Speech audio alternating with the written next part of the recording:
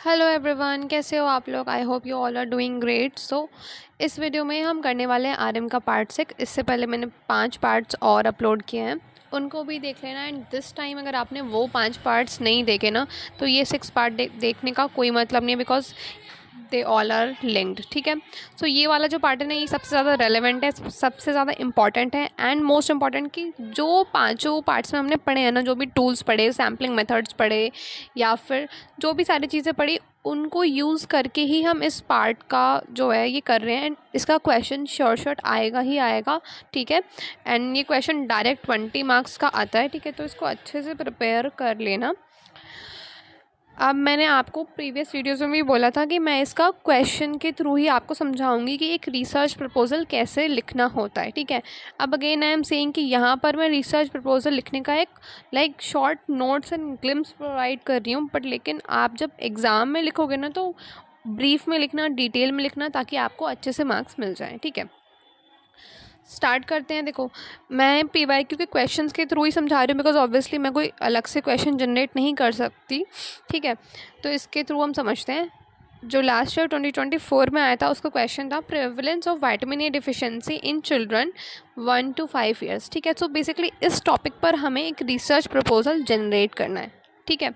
And बहुत important और interesting बात यह है इस क्वेश्चन की कि इसमें बाय पार्ट्स होते हैं और हर बाय पार्ट्स के अलग मार्क्स होते हैं।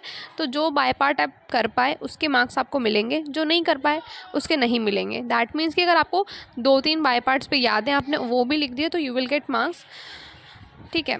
तो जो सबसे पहला है, it is study of title. Study of title obviously question में ही लिखा होता है, जैसे कि यहाँ पर है prevalence of vitamin A deficiency among childrens aged 1 to 5 years इनमें यहाँ मैंने ब्लैंक स्पेस छोड़ा है, क्योंकि यहाँ आप जब आंसर राइटिंग करोगे तो आप अपने हिसाब से लिखोगे कि मुझे अर्बन एरिया में करना है या रूरल एरिया में करना है, स्लम एरिया में करना है या फिर किसी पॉश कॉलोनी में करना है, मुझे कहाँ पर अपना रिसर्च कैरी आउट करना है। ठीक है। यहाँ पर आपको अपना थोड़ा सा दिमाग लगाना है। दिमाग ये लगाना है कि जो ये विटामिन ए डिफिशिएंसी है,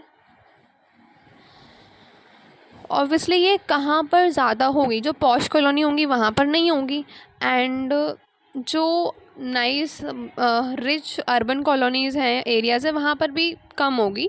लेकिन रूरल एरिया में होने के चांसेस ज़्यादा है, स्लम एरिया में होने के चांसेस ज़्यादा है। तो आप ये चीज़ खुद से सोच समझ के लिखेंगे। ठीक है। तो अगर आप ये सही से लिखते हो तो आपके 2 marks confirm. Right. Moving on to next part, research question. कि आपका रिसर्च क्वेश्चन क्या होगा, आप क्या क्या क्वेश्चंस पूछोगे, या क्या, जैसे मैंने आपको पहले भी बताया था, रिसर्च करने का हमारा मोटिव ही क्या है, because that we have some questions जिनके हमें आंसर्स ढूंढने हैं। ठीक है। तो आप रिसर्च प्रपोजल लिखने से पहले वो क्वेश्चन पॉस्टुलेट करोगे, या जो भी हाइपोथेसिस है वो जनरेट करोगे, समथिंग लाइक दैट। ठीक है। जिसके ऊपर ही आप अपना रिसर्च करने वाले हो। तो आप इसके लिए क्वेश्चंस क्या प्रोव कर सकते हो कि करंट प्रेवलेंस कितना है, क्या डाइटरी फैक्टर्स हैं जो विटामिन ए की डिफिशिएंसी से एसोसिएट करते हैं, स्पेशली इस एज ग्रुप में। एज ग्रुप अगर दिया हुआ है तो उसका बहुत ध्यान रखना, जो भी इन्फॉर्मेशन दी हुई है उसके हिसाब से ही अपनी आंसर राइटिंग करना। क्या डेमोग्राफिक फैक्टर्स हो सकते हैं। अब डेमोग्राफिक फैक्टर्स मैंने आपको प्रीवियस वीडियो में भी समझाए थे। दैट इज़ कि उस पर्टिकुलर एरिया में पॉवर्टी है या नहीं, हंगर है या नहीं, लोगों का इनकम स्टेटस कितना है, ये सारे फैक्टर्स। ठीक है। अगर आप ये सही से लिखते हो then again you will get 2 marks. Moving on to third part which is research objectives. आपका रिसर्च करने के क्या क्या ऑब्जेक्टिव्स हैं। So we can write as to estimate the prevalence of vitamin A deficiency in children 1 to 5 years. Okay. Then to identify potential risk factors such as dietary intake, socio economic status, health history. And ये सभी जो factors हैं ये कैसे vitamin A की deficiency से linked होंगे, ये भी हम एक्सप्लेन करेंगे। बट यहाँ पर आपको एक्सप्लेन नहीं करना है, आप जस्ट अभी ऑब्जेक्टिव लिखोगे, आगे जो पार्ट्स आएंगे ना उसमें करोगे। ठीक है। To recommend the intervention based on finding. Obviously हम क्यों कर रहे हैं रिसर्च, ताकि जब हमें रिसर्च मिले तो हम उस पर्टिकुलर न्यूट्रिशनल प्रॉब्लम को क्योर कर सकें या प्रिवेंट कर सकें। ठीक है। तो हम उसके लिए इंटरवेंशन रिकमेंड कर सकते हैं। तो ये हमारे कुछ बेसिक ऑब्जेक्टिव्स हो सकते हैं। आप अपने दिमाग से सोच के 2, 3, 4, 5 जितने चाहो उतने ऑब्जेक्टिव्स लिख सकते हो। ठीक है। Then this is very important, sample and sample size. दोनों अलग चीज़ें हैं एंड दोनों ही रेलिवेंट है। सबसे पहले देखो, सैम्पल क्या है।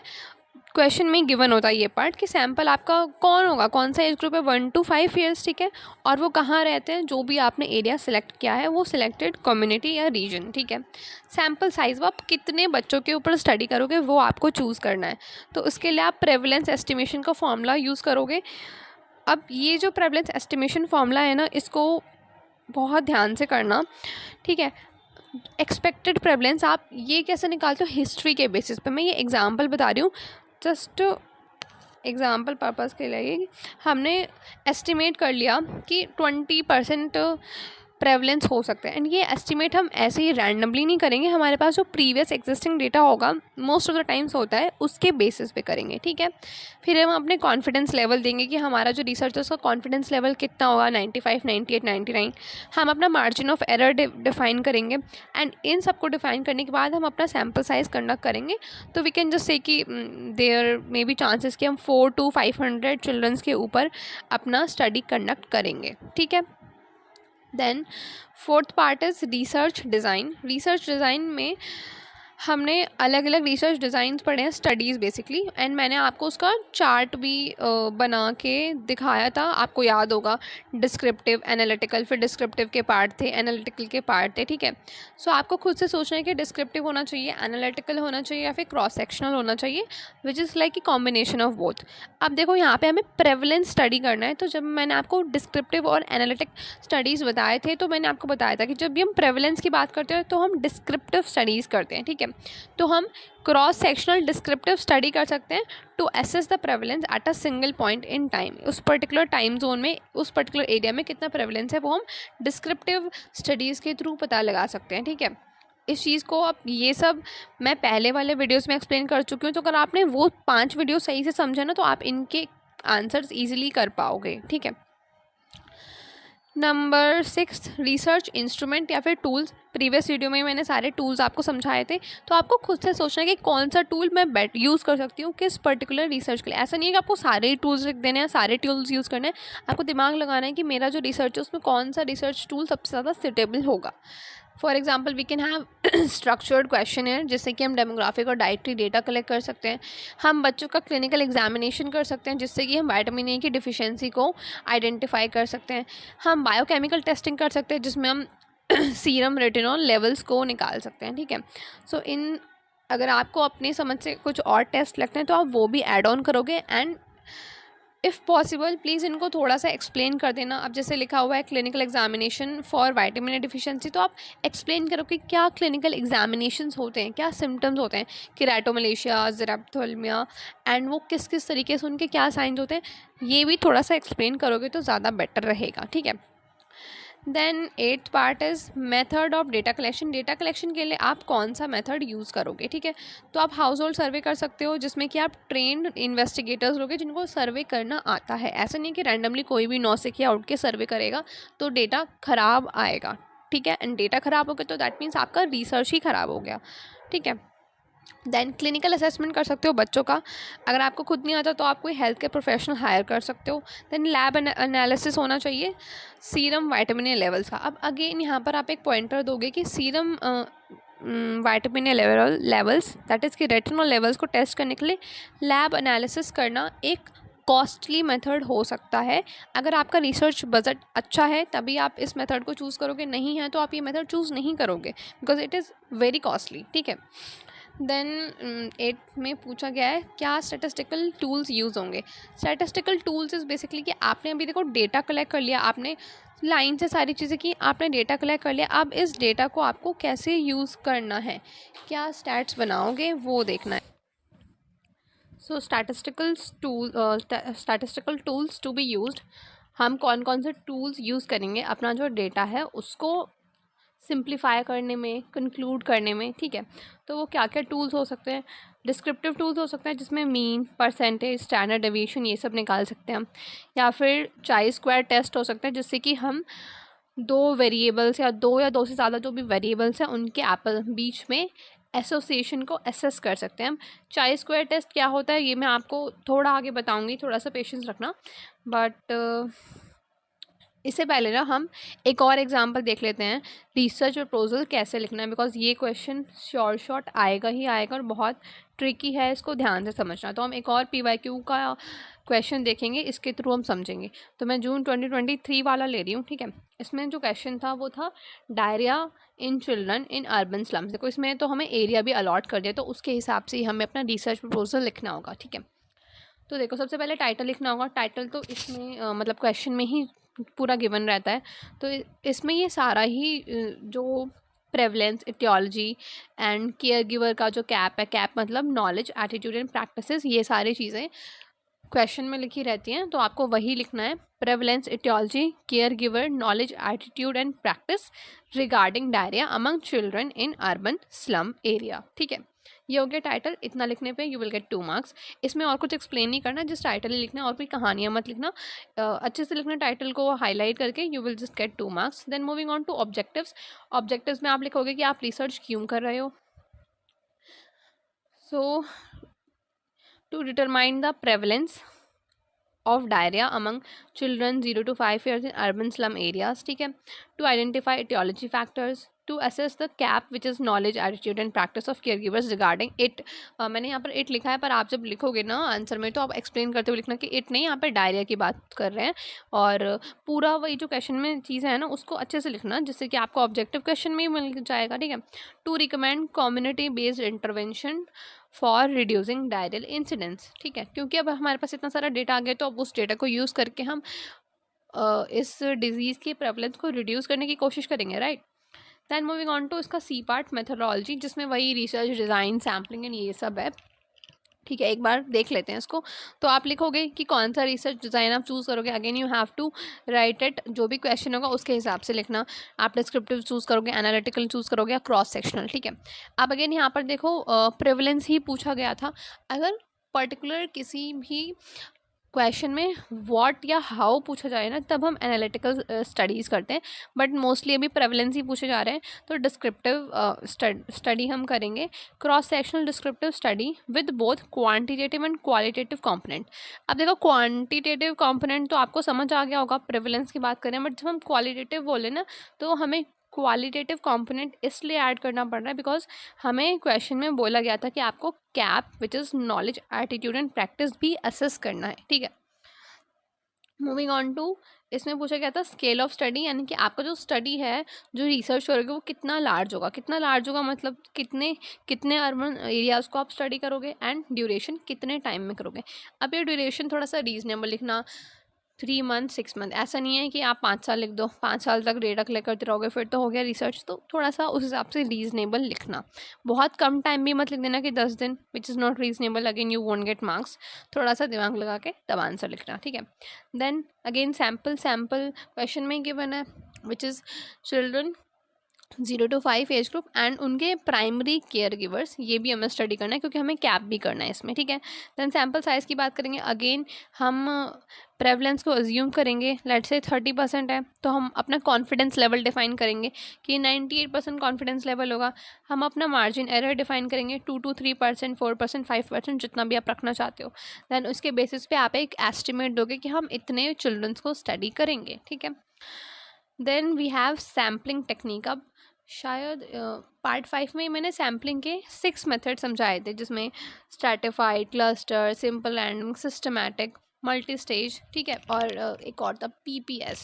तो ये सारे एक बार वहाँ से पढ़ लेना। अब आपको सब सैम्पलिंग मेथड्स पता होंगे तभी आप ये सैम्पलिंग टेक्निक के बारे में लिख पाओगे ना। That is why I am saying कि प्रीवियस वीडियोस देख लेना। अब देखो मल्टी स्टेज में आप स्टेज 1 में रैंडम सिलेक्शन करोगे जो भी स्लम्स हैं। देन स्टेज 2 में आप सिस्टमेटिक सैम्पलिंग करोगे उन हाउस होल्ड्स का जहाँ पर एलिजिबल चिल्ड्रन होंगे। एलिजिबल चिल्ड्रन बोलने का मतलब क्या है, 0 to 5 एज ग्रुप के बच्चे, ठीक है। Then tools for data collection, क्या क्या टूल्स यूज़ हो सकते हैं डेटा कलेक्शन के लिए। देखो कैप के लिए तो हम क्वेश्चन ये यूज़ करते हैं, और वो भी स्ट्रक्चर्ड होना चाहिए, अनस्ट्रक्चर्ड नहीं, ठीक है। देन 24 आवर डाइटरी रिकॉल हम ले सकते हैं, जो भी डायरियल बच्चे हैं उनका। एंड हाइजीन बिहेवियर चेकलिस्ट बहुत ज़रूरी है, बिकॉज जब भी हम बात करते हैं डायरिया की तो वहाँ पर हाइजीन एक बहुत रेलेवेंट फैक्टर होता है। देन ऑब्जर्वेशन कर सकते हैं हम वाटर और सैनिटेशन सोर्सेज का, because again these are the factors that contribute to the diarrhoeal incidents के इंक्रीज़ में, ठीक है। देन हम जो भी डायरियल एपिसोड्स हैं बच्चों के, उनको उनके क्लिनिकल रिपोर्ट्स चेक कर सकते हैं फॉर फ्यू वीक्स, ताकि हमें पता चल जाए कि कितने टाइम तक रहता है बच्चों में डायरिया, एंड फिर हम उसको रिलेट कर सकते हैं कि क्या पता मे बी सैनिटाइजेशन सही से नहीं है, दैट इज़ वाई बहुत लंबे टाइम तक डायरिया रहता है, हाइजीन सही से मेंटेन नहीं है। Okay, then moving on to research analysis और स्टैटिस्टिकल टूल्स के बारे में पूछा गया है, तो अगेन आप लिखोगे डिस्क्रिप्टिव स्टैटिस्टिक्स, जिसमें आप फ्रीक्वेंसी कितनी बार हुआ डायरिया, मीन निकाल सकते हैं, स्टैंडर्ड डेविएशन दे सकते हैं। देन अगेन चाई स्क्वायर टेस्ट करेंगे। अब देखो यहाँ पर मैं आपको चाई स्क्वायर टेस्ट समझाऊंगी, बट यहाँ देखो, चाई स्क्वायर टेस्ट बेसिकली एक ऐसा टेस्ट है जिसमें हम दो वेरिएबल्स के एसोसिएशन को स्टडी करते हैं। अब वो कैसे करते हैं, क्योंकि जब हमने डेटा ले लिया ना उसके बाद ही हम ये करते हैं। एग्जाम्पल के लिए समझो, देखो हमने डिवाइड कर दिया ग्रुप्स को एजुकेशन लेवल के बेसिस पे, कुछ लोग लिटरेट हैं, कुछ लोग इलिटरेट हैं। तो जो पढ़े लिखे लोग होंगे ऑब्वियसली उन्हें पता है कि डायरिया में हम ORS यूज़ करना चाहिए। तो वी हैव सीन कि 40% लोगों ने, 40 फैमिलीज़ ने तो डायरिया यूज़ किया, लेकिन 10 फैमिलीज़ ने डायरिया यूज़ नहीं किया जो कि लिटरेट थे। देन इलिटरेट की बात करें तो ओनली 20 फैमिलीज़ ने ORS यूज़ किया, 30 ने नहीं यूज़ किया। देन हम उनका टोटल दे देंगे कि हाँ टोटल इतने फैमिलीज़ ने ORS यूज़ किया, इतने ने नहीं किया। तो आप यहाँ पे साफ साफ देख सकते हो कि जो फैमिलीज़ लिटरेट थी, पढ़ी लिखी थी, उन्होंने इलिटरेट के कंपैरिजन में 2x बेटर परफॉर्मेंस दिया, क्योंकि उन्हें पता था कि डायरिया में ORS देना इज़ अ रिलीफ रेमेडी, ठीक है। सो हम लिटरेसी को कनेक्ट कर सकते हैं डायरिया के जो प्रिवेंशन, मतलब उसका जो ट्रीटमेंट है उसमें, एंड ये वाला पार्ट जो कैप है ना नॉलेज, वहाँ पे कनेक्ट होगा, ठीक है। तो ये हम चाई स्क्वायर टेस्ट ऐसे करते हैं दो वेरिएबल्स के बीच में एसोसिएशन निकालने के लिए, जब हमारे पास डेटा आ जाता है तो, ठीक है। नेक्स्ट ये देखो, इसका 4 मार्क का क्वेश्चन आया था एक बार, डायरेक्टली सेंट्रल टेंडेंसी के मेजर्स पूछे थे, लेकिन ध्यान लगाने वाली बात यह है कि मीन, मीडियन, मोड, इनका डायरेक्ट 10 मार्क का क्वेश्चन आता है। इसके अलावा deviation, standard deviation and mean deviation, ये भी पूछा जाता है। अब इन पांचों को कैसे कैलकुलेट करना है ये आप खुद से सर्च करोगे, यूट्यूब पे आप कोई भी वीडियो देख सकते हो, वहाँ से देख लेना। एंड ऑब्वियसली आई होप आपको आता भी होगा, क्योंकि ये तो हम प्रीवियस क्लासेस में करते हैं, बहुत बेसिक है, तो मैं इसको एक्सप्लेन नहीं करूँगी। बट एग्जाम में का सेंट्रल टेंडेंसी के ऊपर क्वेश्चन आता है, तो वो कैसे लिखना है वो देखो। सबसे पहले समझते हैं सेंट्रल टेंडेंसी क्या होता है, कि हमारे पास बहुत सारा डेटा है, तो उस डेटा को एकदम शॉर्ट फॉर्म में कंक्लूड करने के लिए एक सिंगल वैल्यू या कुछ रिप्रेजेंटेटिव वैल्यू होती है, जिसको हम बोलते हैं सेंट्रल टेंडेंसी। सेंट्रल टेंडेंसी को मेजर करने के 3 मेन मेथड है, मीन, मीडियन, मोड। मीन में हम क्या करते हैं, sum of all frequency upon number of all frequency, we all know. ये हम कब करते हैं, जब सिमेट्रिक डिस्ट्रीब्यूशन होता है डेटा का। मीडियन हम क्या यूज़ करते हैं, बेसिकली मीडियन में करते क्या है, जो भी मिडल वैल्यू होती है उसको ले लेते हैं। जब स्क्यूड डेटा होता है हमारे पास, यानी कि लाइन से लिखा होता है, फॉर एग्जांपल 1 2 3 4 5, तो जो थर्ड है वो इसका मीडियन हो गया, ठीक है। तो ये स्क्यूड डेटा होता है। तो जब हमारे पास ऐसा डेटा है तो हम मीडियन निकाल लेते हैं। देन हम बात करते हैं मोड की, तो जो भी वैल्यू या जो भी चीज़ बहुत बार रिपीट हुई है, जिसकी फ्रिक्वेंसी ज़्यादा है, वो होता है मोड। सो ये सब आप देख लेना खुद से, mean, mode, median, standard deviation कैसे कैलकुलेट करते हैं। डायरेक्ट इसका क्वेश्चन आएगा 10 मार्क का, श्योर शॉट, 2-3 बार आ चुका है प्रीवियस ईयर क्वेश्चन में, तो वो कर लेना। लास्ट मिनट टिप ये है कि देखो मैंने अपनी तरफ से जितने शॉर्ट नोट्स होते हैं, जितने भी इंपॉर्टेंट पॉइंट्स हैं, वो सब कुछ डिस्कस कर दिए हैं। बट आप क्या करना, एक बार ज़रूर से ज़रूर PYQ खोलना, सारे क्वेश्चन देखना, और जो मेरे नोट्स हैं उनके साथ में उसे टैली करना। टैली करने का मतलब ये नहीं कि आप कंपेयर करो कि मैंने क्या पढ़ा है क्या नहीं, बट आप टैली करने का मतलब ये कि आपने जब एक बार सारे वीडियोस देख लिए ना, तब उसको फिर कंपेयर करना कि हाँ PYQ देख के क्या आई हैव दैट कॉन्फिडेंस कि हाँ मैं ये क्वेश्चन पेपर सॉल्व कर पा रही हूँ, एदर 2 क्वेश्चन 3 क्वेश्चन 4 क्वेश्चन, क्या मैं ये कर पा रही हूँ, येस और नॉट। अगर आपको 4 से ज़्यादा क्वेश्चंस के लिए कॉन्फिडेंस है कि मैं ये कर पा रही हूँ, then you are ready for exam. And अगर नहीं है तो प्लीज़ कीप वॉचिंग वीडियोज़ और कंटेंट खुद से पढ़ो, रीडिंग ले लो, एंड कीप प्रैक्टिस, ठीक है। सो या that's all for this, all the best for the exam tomorrow, and मिलते हैं नेक्स्ट टाइम के लिए। तब तक के लिए bye bye, take care, happy learning.